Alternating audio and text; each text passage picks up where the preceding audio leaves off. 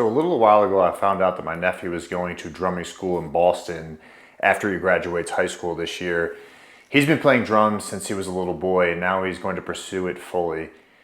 And when I heard that, my first reaction surprised me a lot because it wasn't just pride, it was jealousy. This quiet, I wish this was me feeling.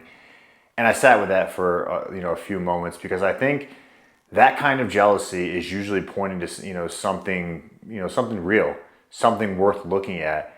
And what it was pointing to for me was a question I've been sitting with for most of my career. What does it mean to do work that I actually came here to do? And am I actually doing that work? So I texted my family, when I heard the news about my nephew, and I said something like, wow, that's amazing. He's following his passion. It's awesome that he's not just taking a job so he can pay his bills.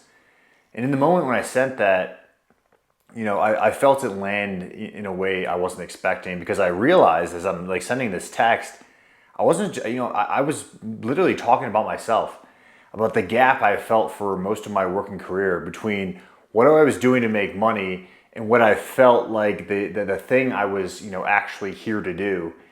And I think a lot of us live in that gap. Maybe you're in that right now, showing up to work that pays the bills while something else is inside you, it keeps pulling you, keeps saying, this isn't quite yet, this isn't quite it. There's something else, man.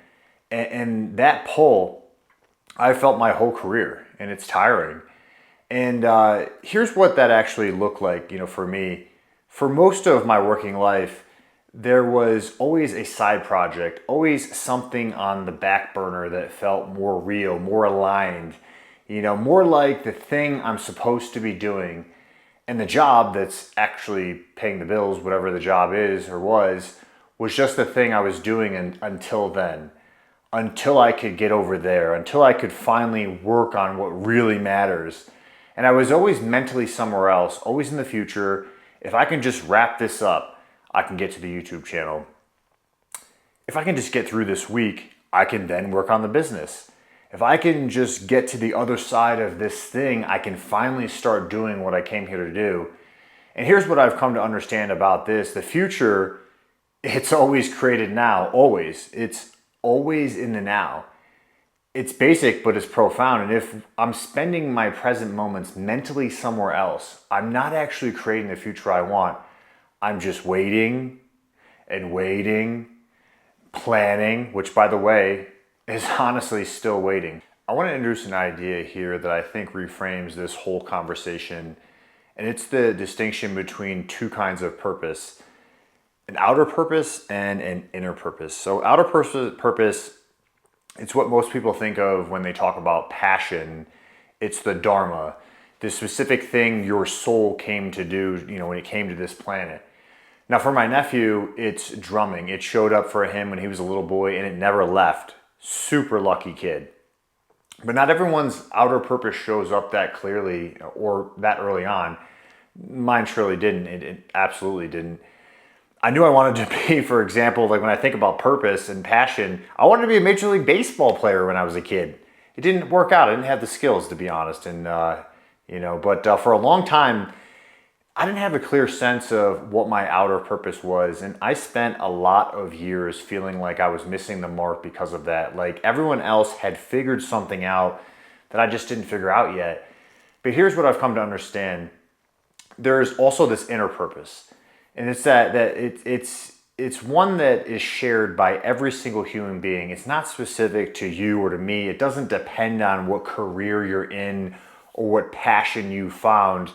No, the inner purpose is to grow, to evolve, to move forward in higher states of consciousness, to close the gap between the higher self and the lower self. Ultimately, to understand through our direct experience the truth of reality. And here's the thing about inner purpose.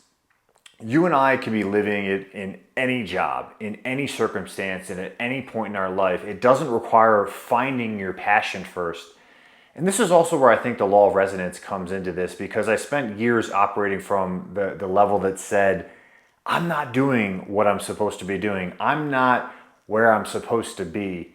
I'm missing the mark. And that level, that inner state of misalignment and resistance and wanting out basically was creating an experience of work that felt like a prison. Not because the work itself was a prison, but because the level I was experiencing it from made it feel that way. The law of resonance, it doesn't just apply to what you attract. I think it applies to how you experience what's already showed up in our life. And I believe when we're operating from resistance, from resentment, from the mindset, I'm not supposed to be here, everything around us starts to reflect that type of energy back to us. The work that we're doing, it feels heavier. The days feel more draining, they feel longer. The gap between where you are and where you and I want to be, it feels wide, it feels unreachable. But it's not because the gap changed, but because the level you're perceiving it from, as I talk about consciousness, it's contracted and it's gotten smaller. So what actually shifted for me, and to be clear, exactly clear, because this is still very much something in progress, but something has genuinely changed since I started building this channel. It's not what I expected. I expected that doing work that felt more like my purpose would make everything else feel less relevant.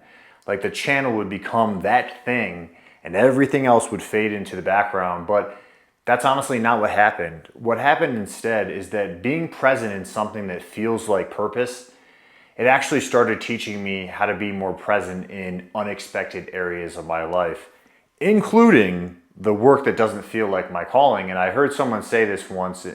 They said, and I loved it, bring your passion with you, which was such a cool thing to hear rather than, spending your time trying to find your passion. And that landed differently after I started this channel because I started to see that the passion isn't in the work itself. It's in the level you're bringing to the work. It's the root. When the root is being tended, when the inner purpose is being lived, the outer purpose starts to feel less urgent. Not because it doesn't matter, because of course it does, but because you're no longer, waiting for it to make you whole, to make you feel satisfied, to make you feel complete. So if I get back to my nephew, I'm genuinely proud of him. The jealousy I felt initially, I think, was actually pointing me towards something really, really useful that I've been talking about. It was showing me, where I still believe that I needed to be doing the outer purpose thing to be okay. That if I wasn't fully in my passion, I was somehow behind, somehow off track in my life. But here's what I've come to believe instead. Everything is always on time. My nephew found his passion as a little boy. I'm building this channel at the age of 42. Both of those things I truly believe are exactly on time because the inner purpose, it doesn't have a deadline. The growth doesn't have a schedule. And the law of resonance, it doesn't care. It really doesn't care what your job title is or what you do for your work. It only cares about the level you're operating from. And the most powerful thing that you can do in any job, in any circumstance, is to tend to the root. To show up to your inner purpose every single day and trust that outer purpose, it's going to emerge from that all on its own. Not in your time frame, not in my time frame. It's going to happen in life's time frame. And in my experience, that's always been exactly right on time.